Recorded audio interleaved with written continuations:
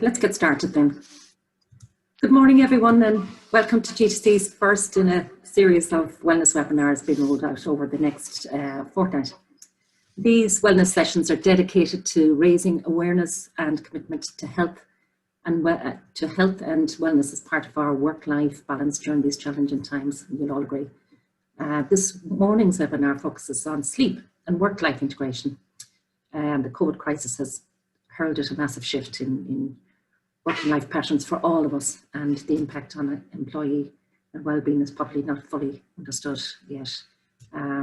If you're like me, if you're not sleeping well these days, you're not alone.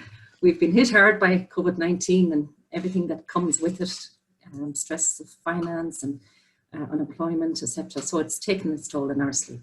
So to help us resolve any sleep issues we have, we'd like to introduce you to our guest speaker, Tom Coleman. Tom, the leading consultant in sleep, health and wellness. For over a decade, health scientist Tom has been speaking about the importance of sleep, working with high-level teams, and I know, Tom, you've worked with the Irish Rugby Players Association, so I'm looking forward to hearing a little bit about that. Tom's worked with the rugby players on sleep, I think it was, Tom, and the impact on recovery and health. Yeah. So, and Tom, I know I've been watching you. You've contributed a lot to the media on a regular basis in regards to many aspects of health, nutrition, sleep and wellness. So, folks, grab a, I was going to say grab a coffee, but maybe not coffee, might suit the sleep. So sit back, relax for 20 to 30 minutes. We listen to Tom, and if you have any questions, throw them into the chat space, and Tom, my colleague, will pick them up, and we'll do a Q&A maybe, Tom, at the very end. Sure. So you're very welcome, Tom. Looking forward to it. Thank you. Thank you so much. Thank you, Noreen. It's great to see everyone this morning attending. Thank you for a lovely introduction. I'm going to share my screen with you guys.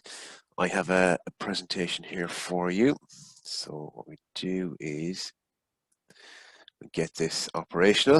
If there's any issue with my sound or screen at any point, just please jump in, okay?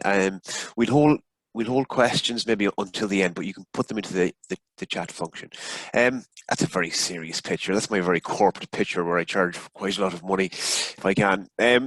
I have been working in this space for quite a few years. I'm a qualified health scientist. I started working in nutrition, and I was working then with sort of high-level athletes, and I became fascinated with what had the biggest impact on a person's ability to recover, and that's where sleep came in. And I started working with kind of high-end technology from the US.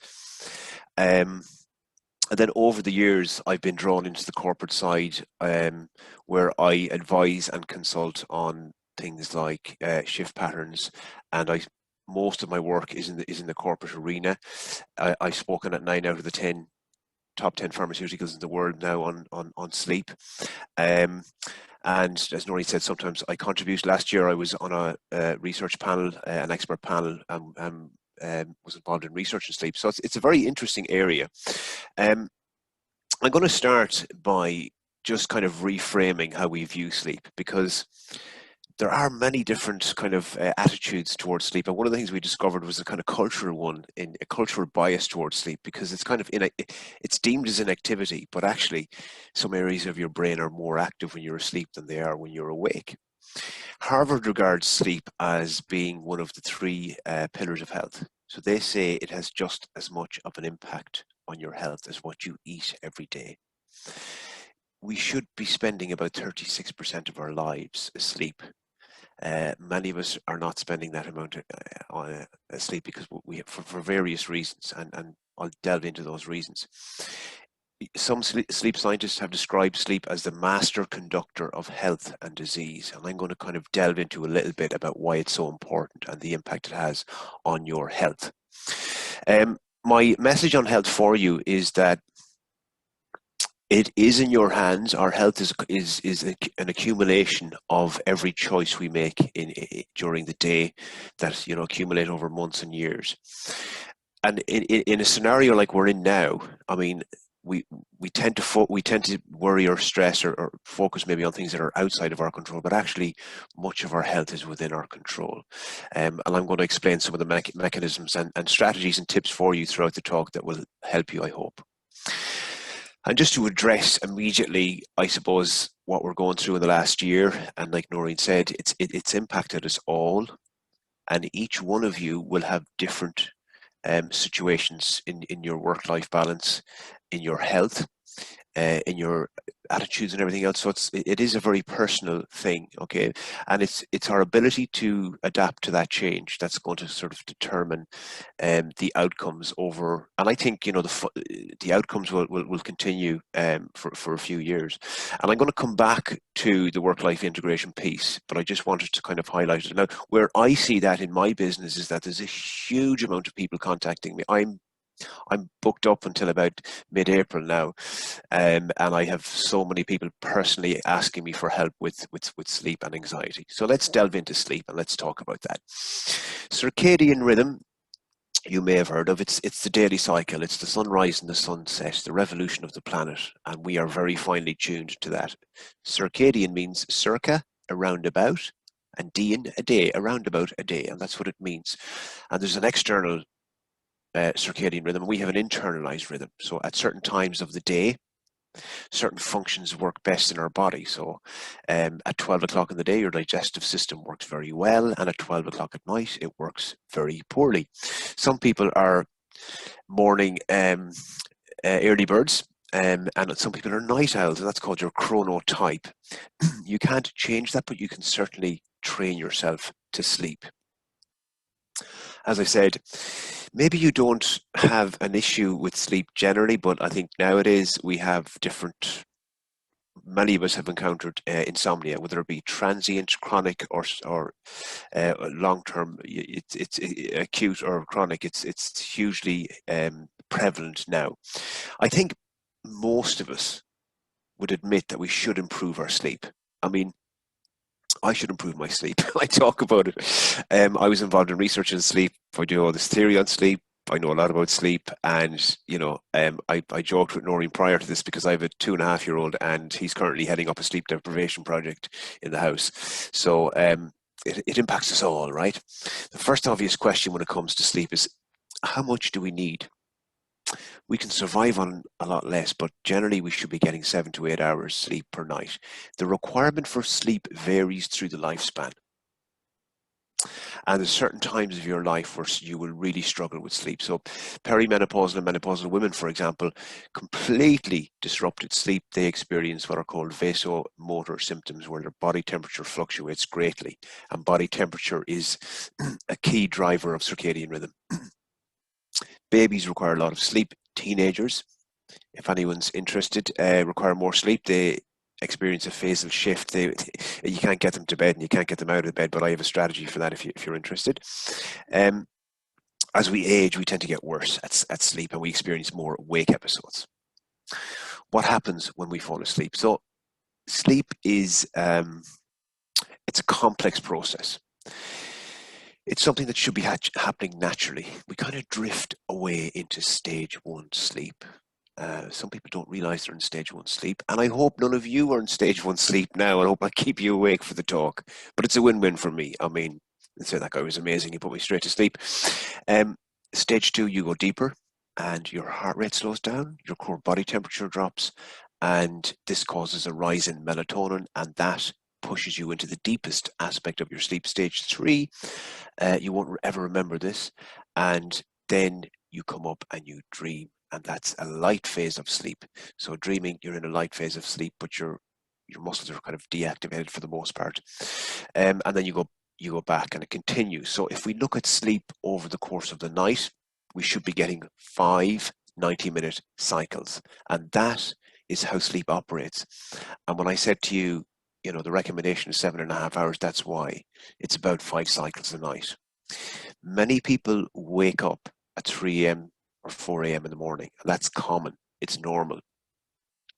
Why do you wake up? There are many reasons why. One of them is that much of the sleep debt has been paid off. So as we go through the day, we have a build-up of sleep pressure. And then when we sleep, the sleep pressure goes down. So if you've had 2 or 3 cycles of sleep, a lot of the sleep pressure has gone down, and we start to get a little bit more active.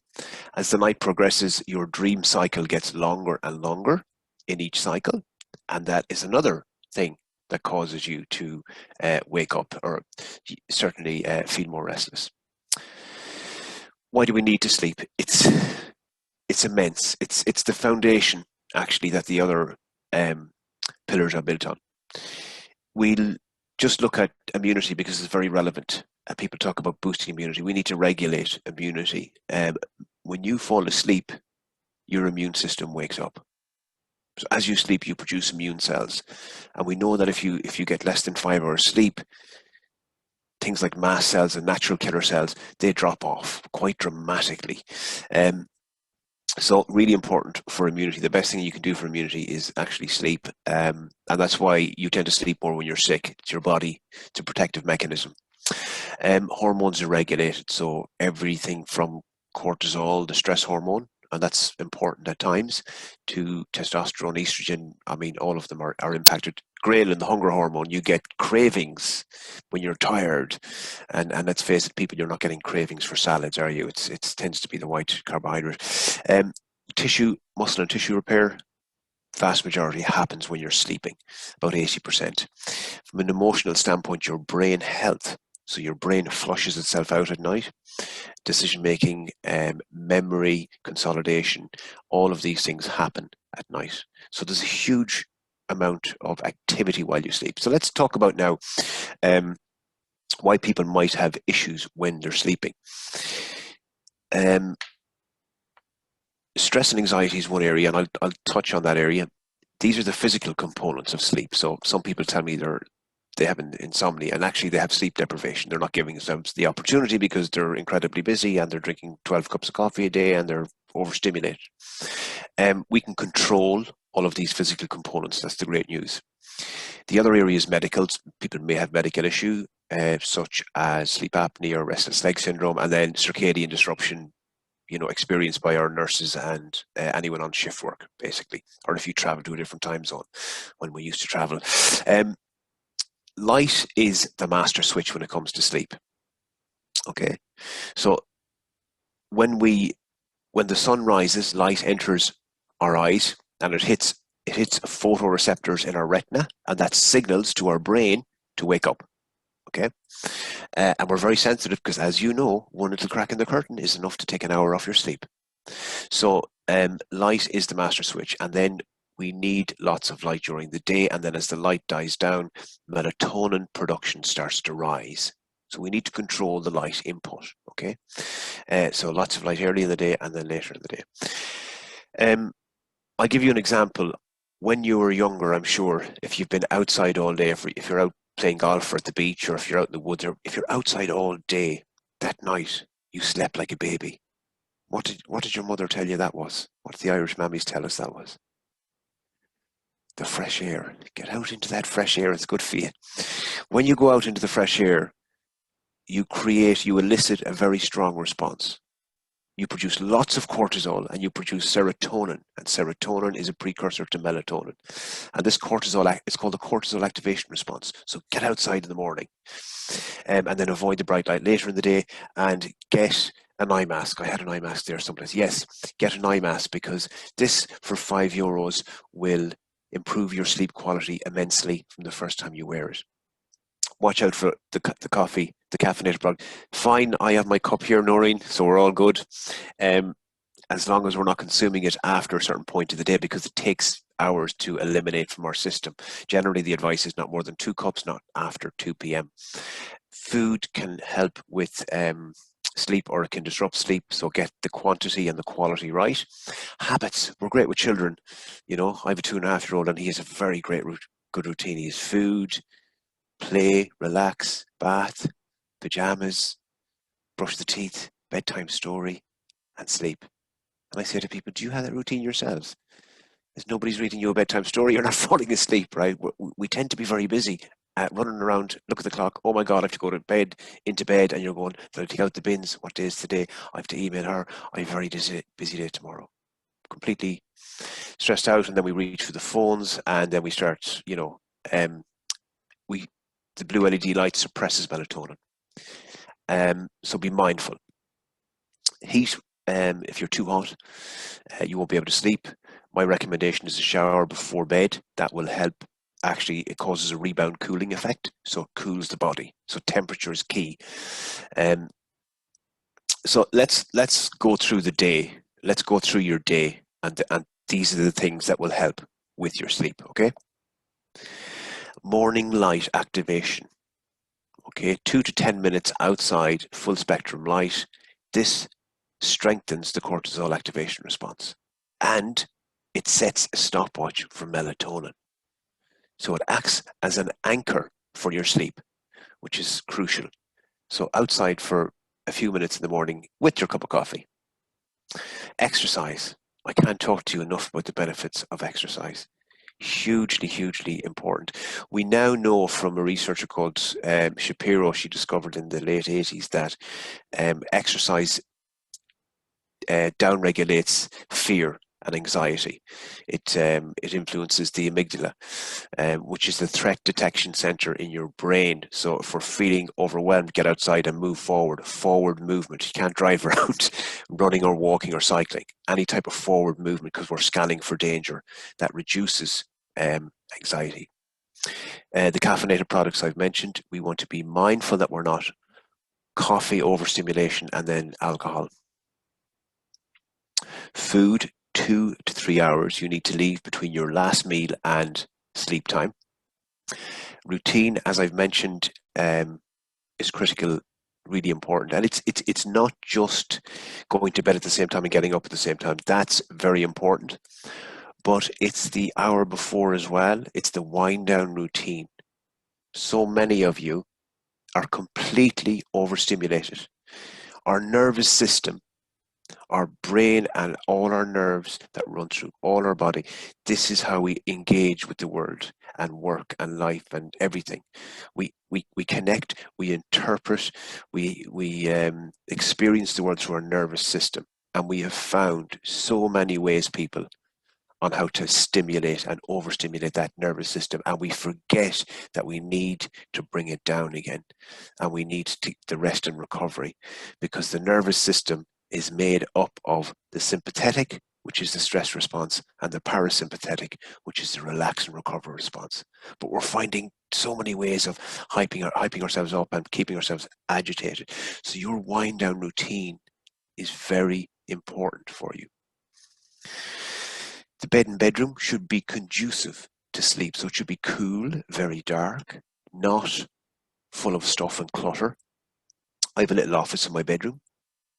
I can create a very distinctive environment and feeling within the same space. I can create an environment for sleep or work.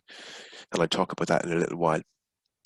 The phones, watch the phones, the blue LED light, turn them down. And what are you watching on your phones? I know you bring your phones into the bedroom, so it's maybe change how you use it. And breathe. The breathing is for when you wake up at 3 a.m. I know you wake up because I can ask you the question. I ask people, does anyone wake up? And they say, yeah, I wake up. And I say, what time do you wake up? And they say, I wake up at every night. I wake up at 3 o'clock or after. I say, how do you know the time? How do you know what time you wake up? Because what do? The hand goes out, you grab the phone, you press the button, you go, 3 o'clock, I'm awake again, get stressed out. I can't sleep. And then, if you're stressed, you're getting that stress response. We need the calm response. Deep breathing is how you elicit the calm response. You actually need what are called non-sleep deep rest protocol, and that's breathing exercises, meditations, or body scans. Okay, so don't check the time the next time. I asked this question to a group in Cork. I said, how do you know what time it is? And this woman said, I elbowed the husband and said, what time is it? So please don't check the time, but have a deep rest protocol. If you have insomnia, the stimulus or the cueing control is the routine. Medication, not usually successful. I might recommend a magnesium supplement. CBT has been shown to be just as effective. Light therapy in the morning to help the activation response, especially when it's dark in the winter. The overstimulated mind. As I said, we found so many ways to overstimulate ourselves, and that's causing massive sleep disruption. And the stress as well, because we can be just overthinking, or we can actually be worried about things that have an impact on our lives. And going through COVID, we've all been there, where you start doing an analysis of my life at 2 o'clock in the morning. you know, and you lose the house, the relationship and everything, you know, and it's horrible, and it goes round and around and around. And that can be fed by the overstimulation of work, because the same area of your brain that's in charge of problem solving and planning is also in charge of worry. So again, that's where we need to wind down. This is something that maybe you haven't seen before, and it explains my point. This is known as the arousal continuum. So on the top end, we have panic, absolute panic, very stressed, highly alert. In the middle, right now, I'm in a state of alert and calm, and I hope you are too. And as we start to go down, we get relaxed, drowsy, sleepy, sleep. Okay, so it's difficult to go down this, but it's very easy to go up, and that's a protective mechanism. Okay, so where are you on that scale? When you say I can't sleep, where are you on that scale? That's my question, and find ways to bring you down. Okay, let's come back. Let's come back to what's been going on with COVID. So now I'm going to kind of delve into a little bit about strategies that you can kind of put in place to bring you down that continuum, to ease the kind of gnawing feeling in the chest. It's because sometimes this stress is kind of, it's hard to put your finger on. It can be background kind of stress. That's the difficult stuff, right? And I'm going to look at it from a few perspectives. So I'm going to look at it from a kind of work perspective, and I'm going to look at it from a personal perspective. Okay.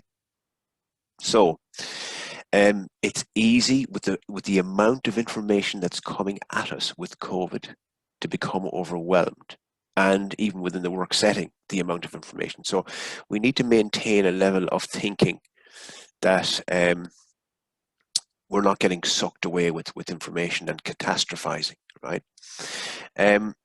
Communication is key to take on board what people are saying, to listen to people within your organization and communicate clearly with them.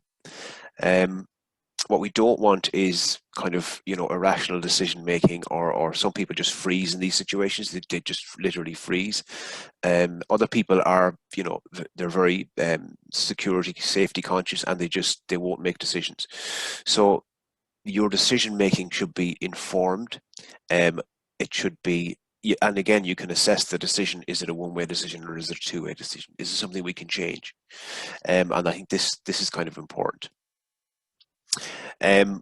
We have already probably done this, is kind of prioritize. And, you know, I said to Noreen before I started today, I mean, I've got such a busy day, week, month, and it's easy to become overwhelmed with that. And I just say, no, actually, you know what? I just have to do my next task, and I'll rest. And, you know, that's what we have to kind of do. We have to process and prioritize things. So with your work colleagues and yourself, this is very important, and yourself, to empathize, to give yourself, don't be hard on yourself, have compassion for yourself. We have to put our own health, of course, you know, to the fore, and be transparent about that. And for all of you, from every point of view, socially, we need to stay connected. From a work perspective, you know, more so than ever, we need to connect and communicate in a meaningful way.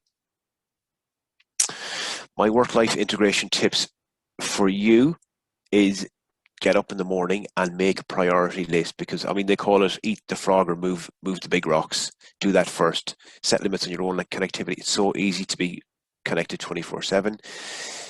Take your breaks, your downtime, your walk. That forward movement will bring down anxiety. Manage the distractions of the social media.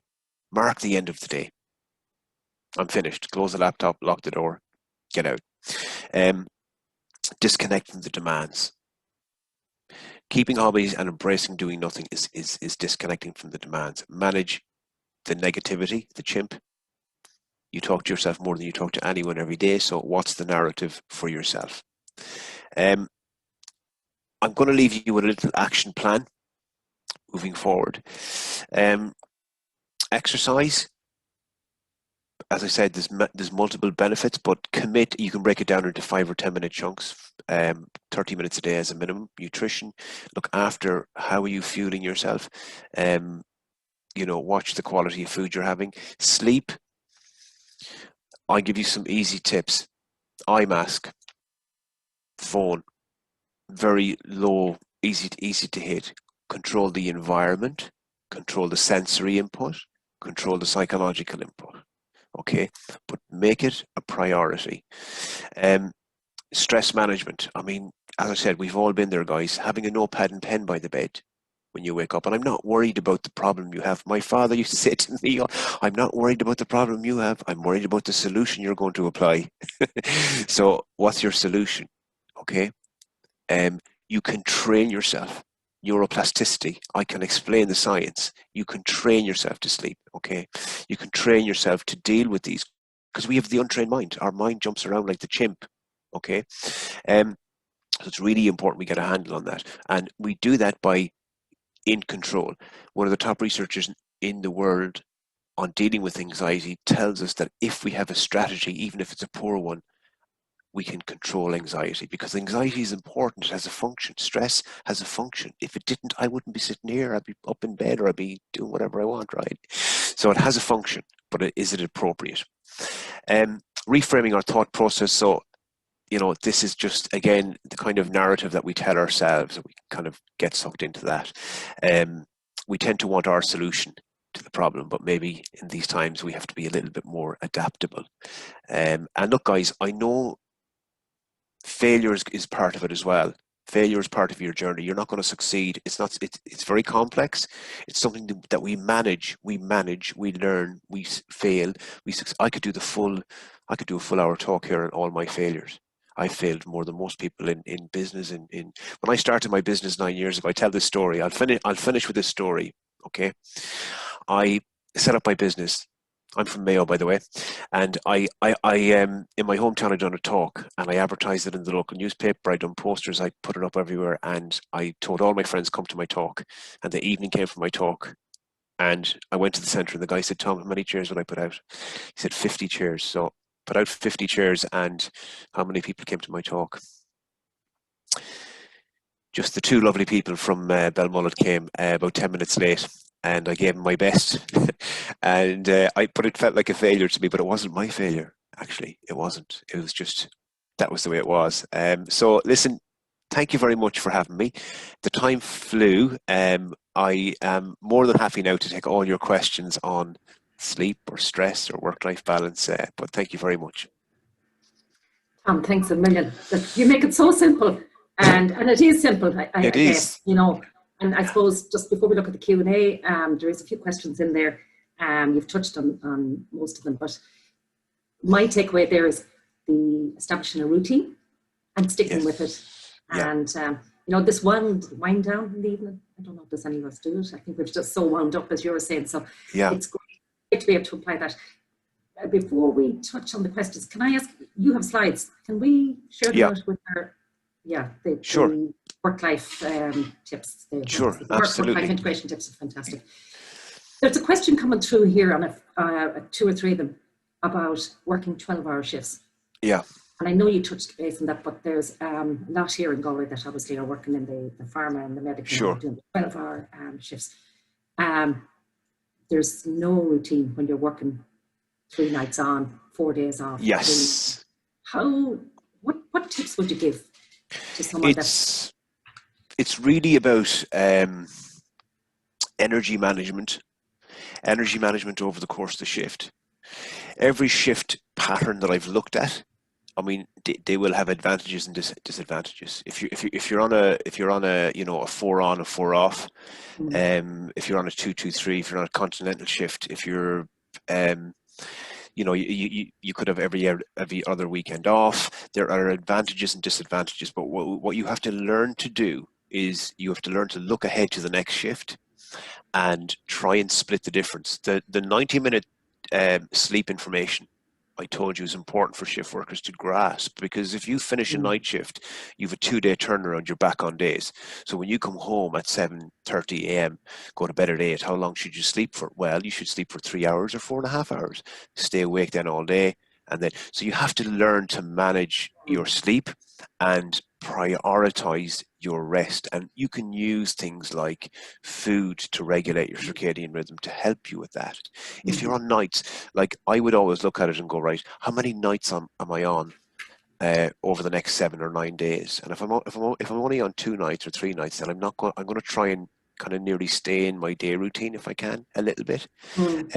So prioritize. You need to prioritize the rest. Watch out for the crunch points in your shift, because you will know them. You will know what days you really suffer, and that could be the first or second day back after the nights, or it could be the second night. You know, there are lulls in our energy levels. 12-hour shifts, 8-hour shifts, you know, whatever it may be. And as I said, there are advantages and disadvantages, and you never find a shift that will be the same as 9 to 5 if you're on those type of shift patterns. But that's the type of stuff that I teach people the principles, and then I teach them how to apply them within their shift pattern. And that's what you have to learn. So, and speak to people who've been working shift for years. They will help you as well. Great. That's great. There was one other question. I think you've actually answered it. Why do I wake up tired even after a full night's sleep? Right. Yeah. Well, I mean, we'd kind of look at that. If you're getting the recommended amount, then there might be something else going on. So sometimes people who sleep too much, it could be indicative of an underlying issue, and it could be a simple fix.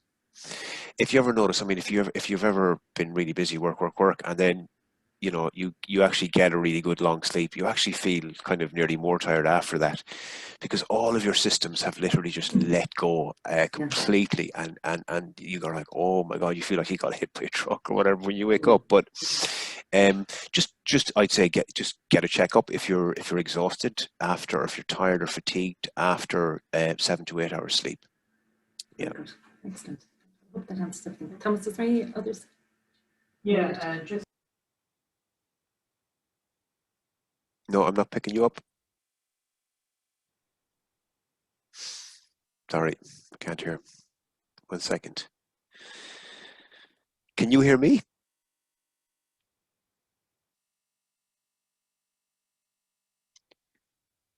Oh, how to help your teenager with sleep. I see that. Can you hear me? Give me the thumbs up if you can hear me. Okay. So I can't hear you, but I'll speak, right? How to help your teenager with sleep. I've got a brilliant trick. All the teenagers are not going to like me. Teenagers experience something called a phasal shift. They tend to want to go to bed later, and then you can't get them out of bed. As adults, our phasal shift goes the other way, right? How you can move your teenager circadian rhythm is go into the bedroom, make sure you're wearing shoes because you will need to run. Go into the bedroom in the morning at whatever time you want them to get up, and flash the light on and off until they wake up, and the photoreceptors in their eyes, even if their eyes are closed, will pick that up, and then that will set their circadian rhythm. And what you do is do that 2 or 3 nights in a row, or 2 or 3 mornings in a row, and they're going to love you. I put a post on my Instagram about this, and I had mothers who done it, and they were like, they couldn't believe it. You know, it does work. So there we go. Close today. Remote working brings a lot of new expectation. But switch off. Yeah, switching off. Yes, I mean, look. You have to be disciplined, because the phone operates off your dopaminergic system. You get a dopamine reward. Usually it's dopamine and cortisol, and that involves agitation and a bias towards movement to get away from the situation. If you're in with the computer and the laptop, you have to learn to pull back from those things, even if it's within the same bedroom. So create the space and be disciplined with time, and be disciplined with yourself. Now, be easy on yourself, because it will take you a little bit of time to rewire your brain. If you find it hard to concentrate, sit down and just focus on one task at a time. So good stuff. Tom, if any of our listeners want to get in touch with you, if anyone, yeah, sure. If anyone wants just my kind of sleep tips and stuff like that, my Instagram account, tomcoleman.ie, and then I have, as part of my business, remotewellbeing.ie, so www.remotewellbeing.ie, and we provide solutions for shift workers, for 9 to 5 for normal, and for remote workers. I work with a group of health and wellness experts. David Gillick, he's an Olympic runner. He looks after the mental health side. Niall Ronan, ex-Munster rugby, and he does the sort of physical well-being. So we have lots of stuff there. If people need help, we're there for you. Brilliant.